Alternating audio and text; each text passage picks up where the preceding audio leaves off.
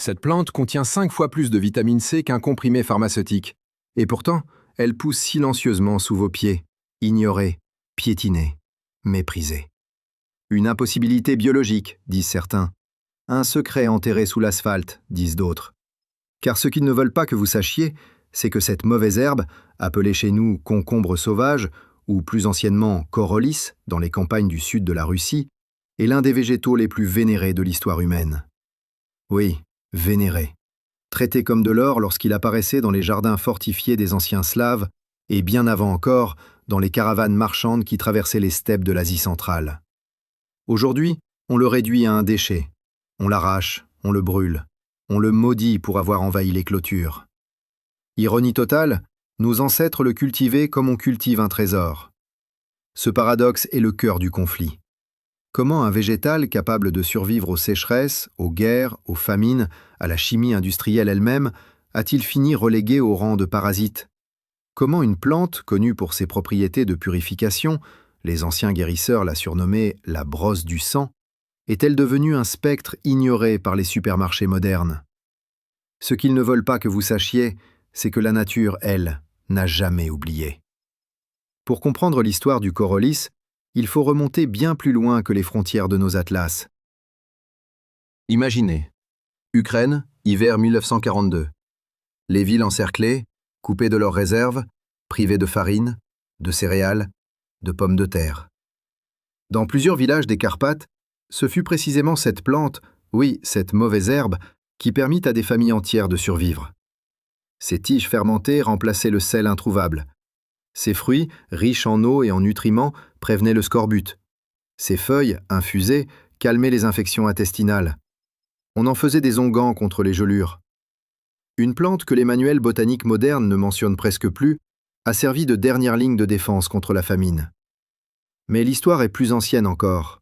Dans les manuscrits de Kiev du XIIe siècle, on trouve des dessins de cette liane étrange, le corolis, représenté comme un dragon vert suspendu aux palissades.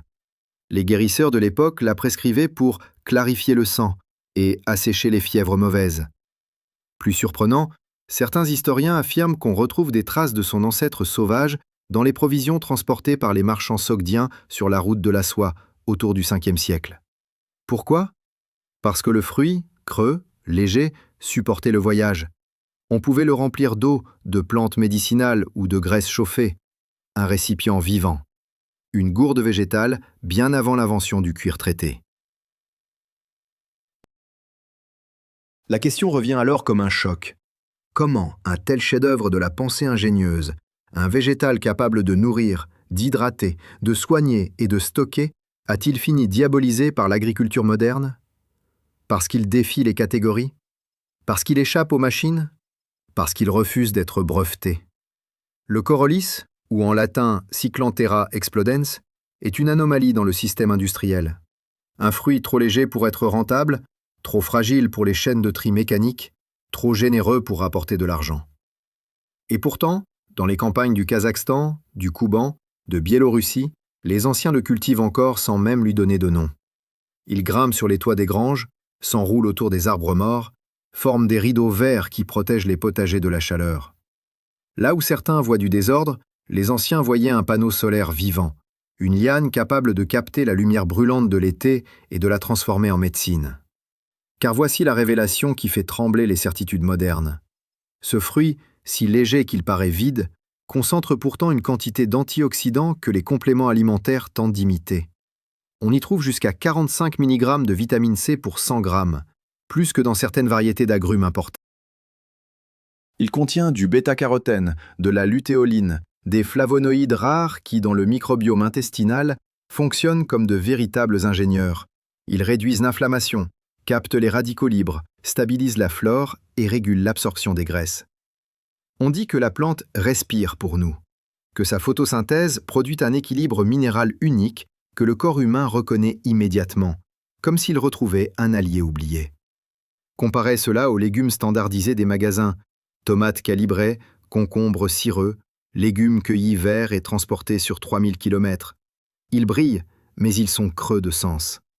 Le corolis est l'inverse, difforme, imprévisible, mais puissant. un végétal que Big Ag ne peut pas standardiser, un végétal que Big Pharma ne peut pas enfermer dans une pilule. La nature ne peut pas être brevetée, voilà son crime. Et pourtant, identifier cette plante est simple. Une tige longue, nerveuse, qui s'accroche comme un acrobate. Des feuilles en forme de paume ouverte, 5 à 7 lobes, pointus comme des rayons d'étoiles. Les fruits, eux, ressemblent à de petits croissants verts hérissés de minuscules épines tendres. Jeunes, ils sont lisses. Mûrs, ils se gonflent, se bombent, deviennent presque translucides. Et quand ils dépassent leur apogée, explosion. Oui, une véritable déflagration végétale. Le fruit éclate et projette ses graines noires à plusieurs mètres. Une stratégie millénaire que même les bombardements n'ont jamais réussi à effacer. Utiliser le corollis est tout aussi simple. Cru, il apporte un goût végétal doux, presque juteux. En smoothie, il agit comme une infusion interne, une eau verte qui clarifie le corps. En décoction, les tiges libèrent des composés amers qui stimulent la digestion. Fermenté, il développe une acidité proche du kombucha, mais sans sucre ajouté. Rien d'industriel, rien d'artificiel, juste une plante qui travaille pour vous. Et au cœur de tout cela, une vérité simple. Ce végétal oublié nous rappelle que la liberté commence dans le sol, que revenir aux racines, ce n'est pas un geste nostalgique, mais un acte de résistance. Si cette archive vous a ouvert quelque chose de nouveau, abonnez-vous. Les connaissances ne survivent que si nous les transmettons. La prochaine archive s'ouvrira bientôt. On pense connaître les plantes qui nous entourent. On croit que les étals des supermarchés représentent toute la diversité du monde végétal. Illusion confortable. Car voici ce qu'ils ne veulent pas que vous sachiez. Une plante comme le corollis, Cyclanthera explodens, son nom latin murmuré comme une formule magique, renferme une densité d'histoire, de survie et de science qui pulvérise nos certitudes contemporaines. Comment expliquer qu'un végétal capable de sauver des villes entières de la dysenterie, de purifier le sang de générations entières et de fournir un aliment stable même dans les pires famines, soit aujourd'hui reclassé comme une simple mauvaise herbe? Ce paradoxe n'est pas un accident, c'est un symptôme. Pour comprendre l'étendue de ce secret enterré sous l'asphalte, il faut repartir dans les archives oubliées de l'espace post-soviétique. Prenons l'année 1919, en Ukraine centrale, pendant l'épidémie de typhus qui décimait les populations rurales après la guerre civile. Les médecins de campagne, submergés, désespérés, se tournaient vers l'arsenal botanique ancestral.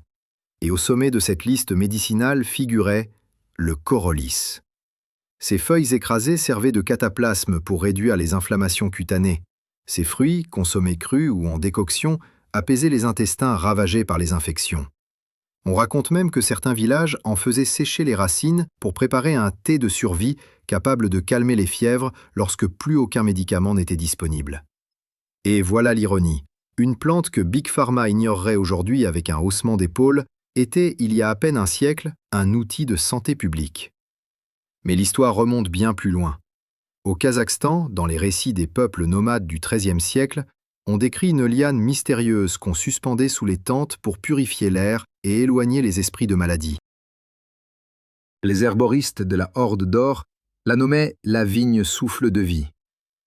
Plus à l'est, en Sibérie méridionale, les chroniqueurs russes du XVIIe siècle signalent que plusieurs détachements cosaques emportaient des sacs de fruits séchés de Cyclanthera explodens lors de leurs expéditions hivernales, non pour se nourrir, mais pour prévenir les infections digestives provoquées par l'eau contaminée.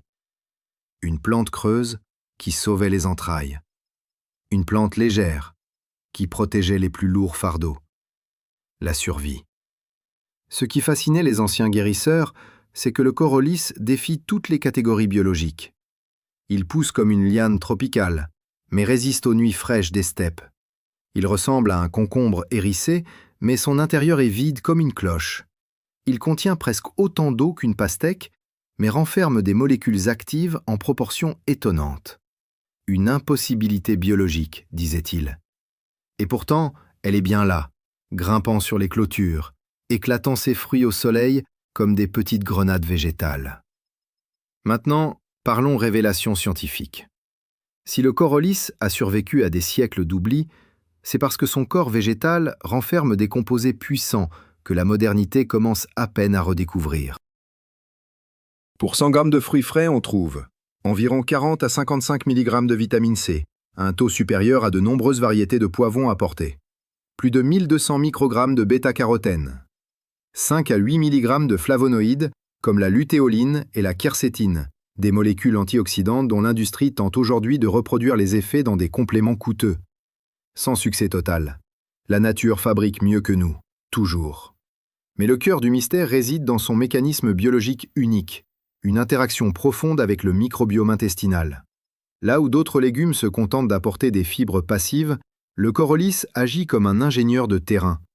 Ses parois internes, fines mais riches en composés phénoliques, nourrissent sélectivement les bactéries bénéfiques, tout en freinant l'expansion des populations inflammatoires.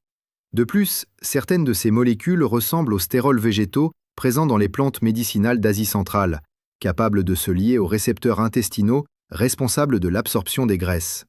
Résultat, une diminution naturelle de l'absorption du cholestérol LDL, un rééquilibrage du profil lipidique, une digestion plus stable, un métabolisme calmé. Un aliment qui agit comme un logiciel interne.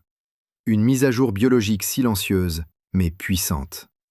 Dans un monde idéal, un tel végétal serait omniprésent dans nos rayons, dans nos jardins, dans nos assiettes. Mais ce monde n'est pas le nôtre.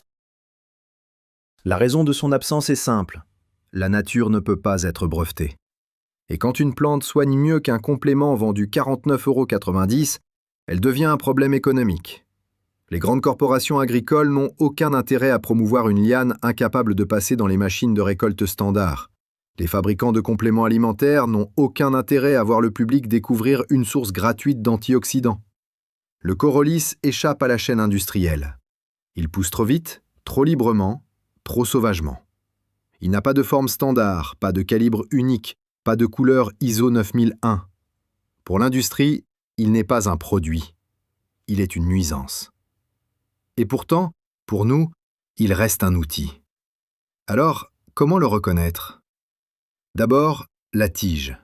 Fine mais robuste, avec des vrilles qui s'accrochent à tout ce qui passe.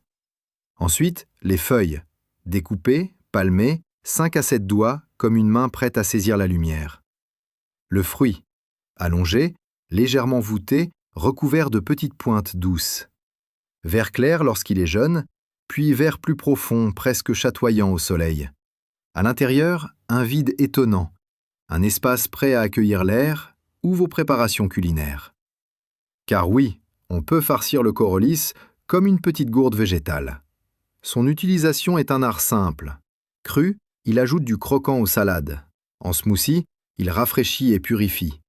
En décoction, il active la digestion et apaise les inflammations. Fermenté, il devient une bombe probiotique.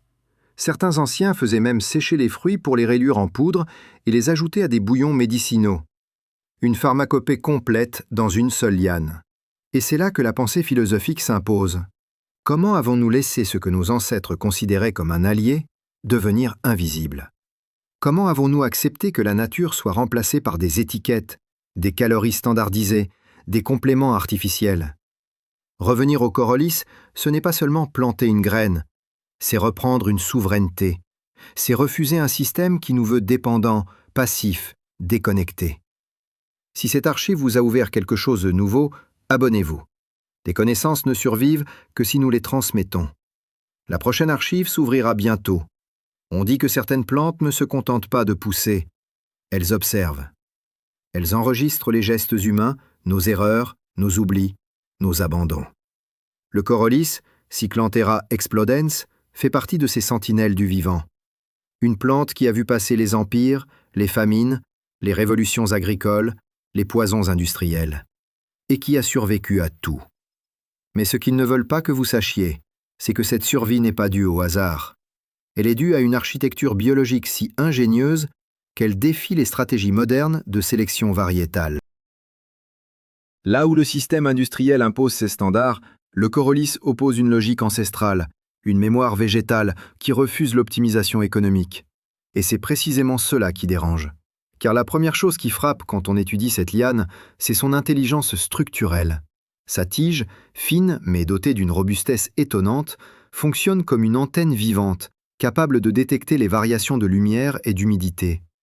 Quand la chaleur écrase les champs ukrainiens en été, Alors que les concombres classiques se flétrissent sous le soleil, le corollis, lui, accélère sa croissance. Ses feuilles palmées, découpées en 5 à 7 lobes, se déploient comme des panneaux solaires naturels, captant la lumière sous tous les angles. On dirait un organisme conçu pour fonctionner même quand tout le reste succombe. Impossible biologique? Peut-être, mais c'est pourtant ce que la nature a produit. Et parlons du fruit. Cette capsule creuse, qui confond encore les botanistes modernes, à maturité, le corollis ne se contente pas de ressembler à un petit concombre. Il construit une chambre interne parfaitement calibrée, un espace vide qui réduit la densité calorique mais augmente la surface d'échange avec le microbiome humain. Un paradoxe vivant. Une structure que les anciens nommaient le poumon vert. Pourquoi? Parce qu'en le consommant cru, la sensation n'est pas lourde, pas saturante, elle est aérienne. Le fruit agit comme une infusion solide, une eau médicinale encapsulée dans un végétal. Et ce qu'ils ne veulent pas que vous sachiez, c'est que cette architecture, creuse, légère, flexible, rend impossible sa standardisation dans l'agro-industrie. On ne peut pas l'empiler, on ne peut pas le calibrer, on ne peut pas le mécaniser. Une plante qui refuse d'être une marchandise. Mais alors, pourquoi nos ancêtres, eux, la considéraient-ils comme une richesse? La réponse se trouve dans des épisodes historiques souvent passés sous silence. Pendant la famine de 1921 en Russie, dans la région de la Volga, plusieurs villages isolés ont été sauvés grâce à l'usage médicinal du corollis. Des témoignages décrivent des enfants atteints de diarrhée sévère retrouvant des forces après quelques jours de décoction de feuilles et de fruits. Les guérisseurs préparèrent un breuvage amer, riche en flavonoïdes naturels, connu pour stabiliser le système digestif et réduire l'inflammation intestinale. Une recette transmise par les grands-mères, héritée d'une tradition encore plus ancienne. Le corollis n'était pas un repas, c'était un outil de réparation. Et plus loin encore dans les archives, au début du XVIIIe siècle, lors d'un siège prolongé dans la forteresse de Poltava, un officier russe mentionne dans son journal que les soldats consommaient une herbe creuse au goût vif pour prévenir les fièvres gastro-intestinales. Ironie immense. Une plante que la science moderne redécouvre aujourd'hui comme modulateur du microbiome avait déjà été utilisée pour stabiliser les armées il y a 3 siècles. Nous ne redécouvrons rien. Nous faisons que rattraper un retard accumulé par l'industrialisation. Mais ce qui fait du corollis un superaliment véritablement unique, ce sont ses chiffres. Ces statistiques n'ont rien à envier aux produits sophistiqués vendus en pharmacie. Pour 100 grammes de fruits, on obtient jusqu'à 55 mg de vitamine C, plus que certains agrumes vendus hors saison. Environ 1 mg de manganèse, essentiel pour le métabolisme cellulaire. 250 à 300 mg de potassium, comparable à la banane. Des quantités modestes mais fonctionnelles de vitamines B1 et B2, indispensables au système nerveux. Une concentration inhabituelle de lutéoline, un antioxydant souvent vendu sous forme de capsules pour plusieurs dizaines d'euros. Mais la plus grande surprise vient des acides gras présents dans les graines. Une proportion non négligeable d'oméga 3 et d'oméga 7, ces molécules rares responsables de la régénération cellulaire, de la fluidité sanguine et de la stabilité hormonale. Comparez cela aux légumes calibrés des chaînes occidentales. Tomates sans goût, concombres saturés d'eau mais presque vides de nutriments, poivrons brillants mais récoltés à moitié mûrs. Là où l'industrie propose des couleurs séduisantes, le corollis propose une architecture fonctionnelle. Là où les magasins vendent l'illusion de la santé, la nature, encore une fois, fournit la substance. Alors pourquoi ce super-aliment est-il absent des rayons? Parce qu'il brise le modèle économique. Le corollis n'a pas besoin d'engrais coûteux, ni de pesticides, ni d'irrigation intensive. Il pousse comme une stratégie de survie, pas comme une culture commerciale. Il est naturellement résistant aux insectes, naturellement productif, naturellement rentable. Pour l'être humain, mais pas pour les corporations. Et c'est là que se révèle le complot économique silencieux. Les plantes autonomes ne sont pas souhaitées dans un système fondé sur la dépendance. On préfère vendre des vitamines synthétiques, des probiotiques en capsules, des boissons enrichies, plutôt que de promouvoir une liane gratuite que n'importe qui peut cultiver derrière sa maison. L'agro-industrie n'a aucun intérêt à mettre en avant un végétal dont la nature refuse d'être brevetée. Big Pharma n'a aucun intérêt à reconnaître qu'un simple fruit creux contient des molécules capables d'améliorer le profil lipidique sans effet secondaire. Pourtant, le corollis reste accessible à tous. Identifier la plante est simple. Une tige volubile, des feuilles palmées, un fruit allongé couvert de petites pointes douces. La racine, fine et blanchâtre, ressemble à celle d'un radis allongé. Les vrilles s'enroulent autour de tout ce qui se trouve à proximité, formant une architecture végétale presque architectonique. Et son utilisation est d'une simplicité déconcertante. Cru en salade, sauté brièvement comme un poivron doux, farci comme une petite gourde, fermenté comme un cornichon, infusé en thé digestif. Certaines familles du Don l'utilisent encore en décoction pour calmer les inflammations articulaires. Et au milieu de tout cela, une réalité s'impose. Chaque fruit de corollis est un rappel. Un rappel que la nature avait déjà inventé la médecine intégrée, la nutrition fonctionnelle, la durabilité agricole, bien avant que nos laboratoires n'essaient d'en fabriquer des copies chères et imparfaites. Revenir à ces plantes oubliées, c'est plus qu'un geste botanique. C'est un retour à la souveraineté, à la lucidité, à l'expérience directe du vivant. Si cette archive vous a ouvert quelque chose de nouveau, abonnez-vous. Les connaissances ne survivent que si nous les transmettons. La prochaine archive s'ouvrira bientôt. La plupart des plantes se contentent d'exister. Le corollis, lui, résiste. Il persiste dans les interstices, grimpe sur les granges oubliées, rampe sur les fossés que les machines agricoles ne regardent même plus. Ce qu'ils ne veulent pas que vous sachiez, c'est que cette plante, Cyclanthera explodens dans les registres latins, possède une stratégie d'adaptation si parfaite qu'aucune culture industrielle ne parvient à la contenir ni à la remplacer. Là où les hybrides modernes meurent sans engrais, le corollis prospère dans les sols pauvres, les terrains sablonneux, les ruines. Là où les monocultures rendent les champs vulnérables aux maladies, lui crée des oasis de biodiversité. Une plante qui n'a pas seulement survécu à l'histoire, elle l'a traversée comme une guerrière silencieuse. Et pourtant, malgré cette robustesse, ce trésor végétal a été presque effacé de la mémoire collective. Pas par la nature, par le marché. L'industrie n'a aucun intérêt à voir se répandre une plante qui pousse gratuitement, se multiplie toute seule et remplace des produits vendus sous blister. Car voici le nœud du complot économique. La valeur du corollis n'est pas dans ce que l'on peut vendre, mais dans ce que l'on n'a plus besoin d'acheter. Et cela, aucune entreprise ne peut s'y résoudre. Pour saisir toute la portée de cette vérité, revenons à un épisode que les manuels d'histoire préfèrent ignorer. L'hiver 1944 à Minsk. La ville, affamée et décimée, dépendait de quelques potagers clandestins entretenus par des familles qui avaient refusé d'abandonner leurs terres. Parmi les rares plantes capables de pousser malgré les bombardements, le manque de chaleur et les sols épuisés, le corollis figurait en tête. Les fruits, lorsqu'ils apparaissaient, étaient consommés presque immédiatement, non pour leur valeur calorique, faible, voire dérisoire, mais pour leur capacité à prévenir les infections intestinales. Dans un contexte où l'eau potable était rare et les maladies omniprésentes, chaque fruit creux devenait une dose de survie. Une pharmacie végétale suspendue à une clôture branlante. Plus ancien encore, au XIXe siècle, dans la région de Polésie, les guérisseurs itinérants appelés znakari utilisaient le corollis comme test de vitalité.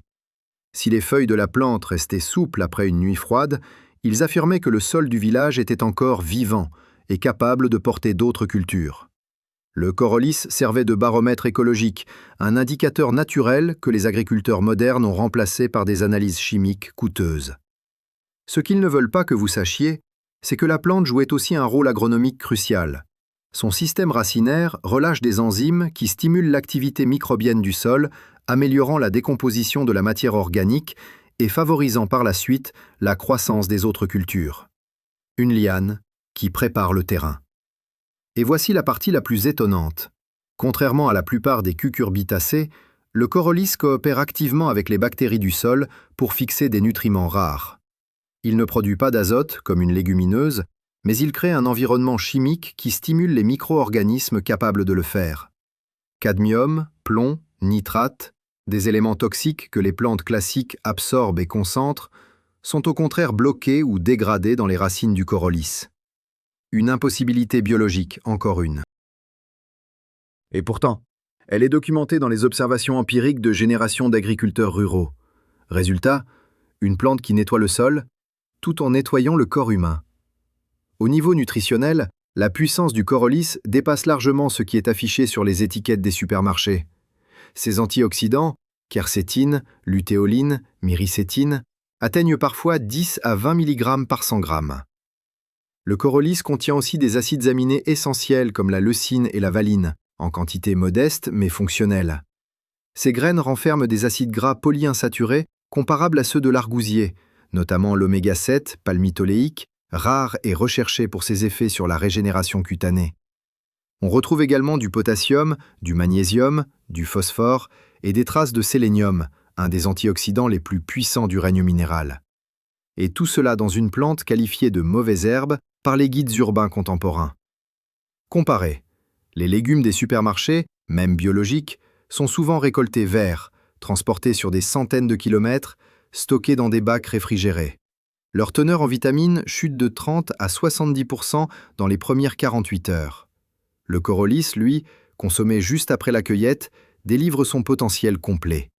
Une simple salade récoltée au jardin contient plus d'antioxydants qu'une semaine entière de légumes standardisés. Ce qu'ils ne veulent pas que vous sachiez, c'est que cette plante rend obsolète des pans entiers de l'industrie agroalimentaire. Et si, malgré tout, elle ne s'est pas imposée, c'est parce qu'elle ne convient pas à la machine industrielle. Le corollis ne supporte pas les presses mécaniques, les tapis roulants, les palox empilés, les triages brutaux. Son fruit se déforme sous la pression. Il éclate s'il est serré. Il ne tolère ni la standardisation, ni la rentabilité. Une plante qui prospère sous la main humaine, mais meurt sous la main de la machine. Voilà pourquoi elle ne figure pas dans les rayons. Pas parce qu'elle n'est pas utile, mais parce qu'elle n'est pas compatible. Pourtant, pour celui qui veut s'en affranchir, l'identification reste facile. Le corollis pousse en lianes vigoureuses, parfois jusqu'à 4 ou 5 mètres, avec des feuilles qui rappellent une main ouverte. Ses fruits, allongés et hérissés, deviennent translucides en mûrissant, comme s'ils laissaient apparaître la lumière intérieure. Les graines, noires et anguleuses, ressemblent à de petits éclats de charbon. Quand le fruit explose, et il explosera, on entend un claquement sec, un avertissement végétal que la saison avance. L'utiliser est tout aussi intuitif. Cru, il rafraîchit. Cuit, il se transforme en un légume au goût doux, presque sucré. Fermenté, il devient une potion probiotique. En décoction, il calme l'inflammation digestive. Mélangé à des céréales, il allège les repas lourds. Certaines familles kazakhs l'ajoutent encore à des soupes pour réduire l'acidité gastrique. D'autres le farcissent avec des légumes d'été. Le corollis s'adapte. Il n'impose rien. Il propose. Et à travers lui, une leçon. Nous avons oublié que la nature n'a jamais été une marchandise.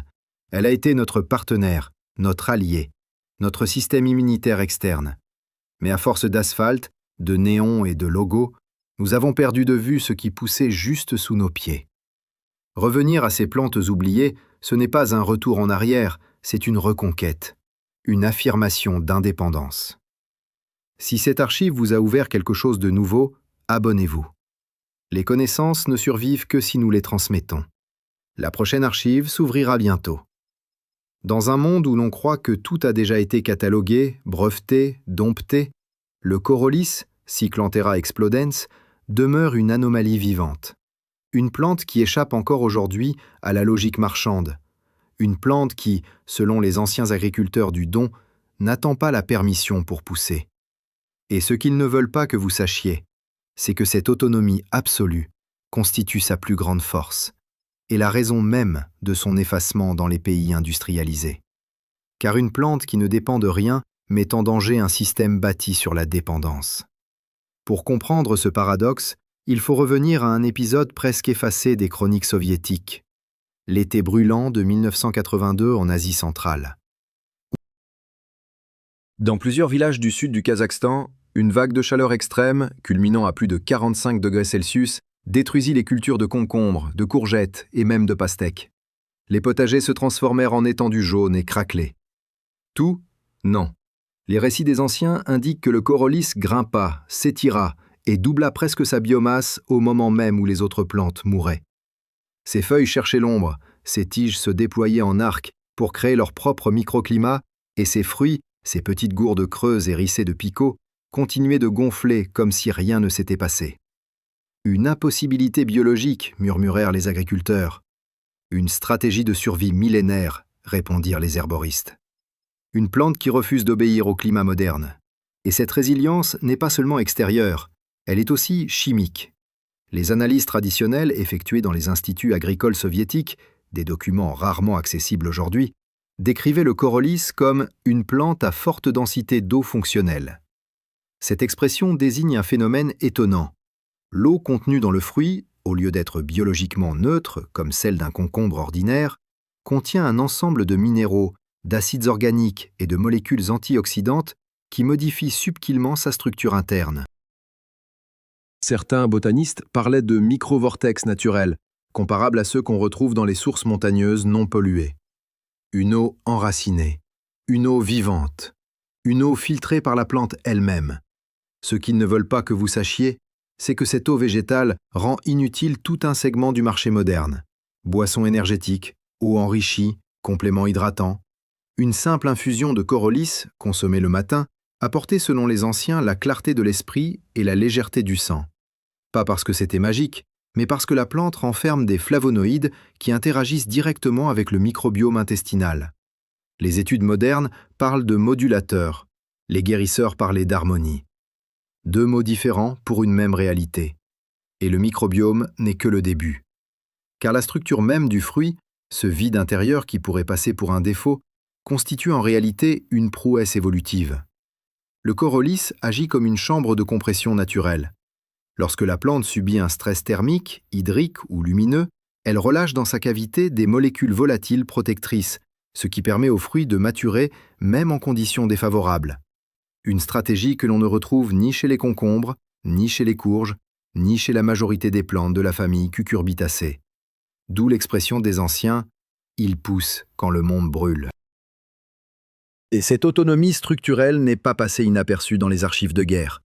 Pendant la Première Guerre mondiale, certains détachements stationnés près de Gomel rapportèrent que des habitants consommaient des salades de corollis pour nettoyer le sang après les eaux stagnantes.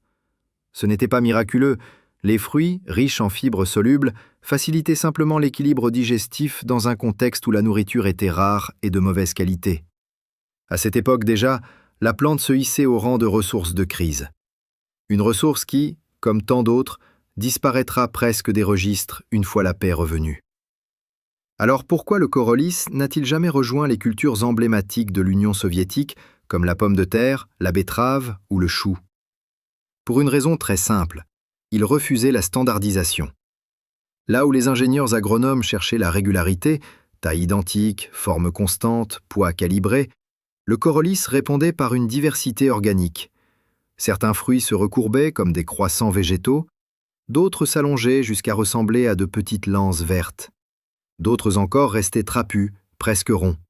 Un cauchemar logistique dans un système qui visait le rendement mécanique. De plus, le corollis explose lorsqu'il est mûr. Littéralement. Sa stratégie de dissémination, basée sur une pression interne qui finit par projeter les graines à plusieurs mètres, rend impossible sa récolte industrielle. Imaginez une machine de tri mécanique traversée par des dizaines de fruits prêts à éclater. Un désastre. Une pluie de graines. Une perte totale de contrôle. Le corollis ne se laisse pas enfermer. Il se libère. Et c'est précisément cette liberté que l'industrie moderne ne peut tolérer. Si une plante se sème seule, pousse sans engrais, résiste aux maladies, nourrit, hydrate et stabilise naturellement la digestion, que reste-t-il à vendre? Ce qu'ils ne veulent pas que vous sachiez, c'est que le corollis invalide le modèle économique entier. Il représente un danger, non pour la santé publique, mais pour les marges commerciales. Pourtant, pour celui qui veut retrouver cette plante, rien n'est plus simple. Identifiez-la d'abord par ses feuilles, une main végétale à 5 ou 7 doigts, fine et élégante. Puis par sa liane, souple mais indomptable, capable de grimper sur 3 mètres en une seule saison.